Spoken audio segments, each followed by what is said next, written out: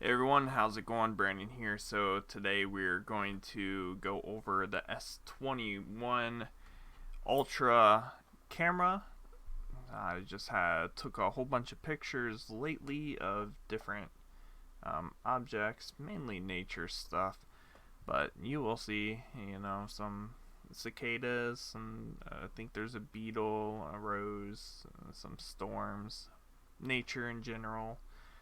We also have Kylie as well, but they are all different, as in they could be wide angle, which is zero point 0.6, 1x, 3x, 5x, 10x, 30x, and 100.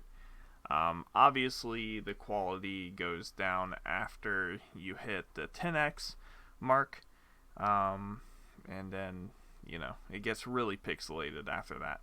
But the wide angle 1 and 3x are pretty dang nice, and obviously I'll tag each one probably at the bottom left of the screen.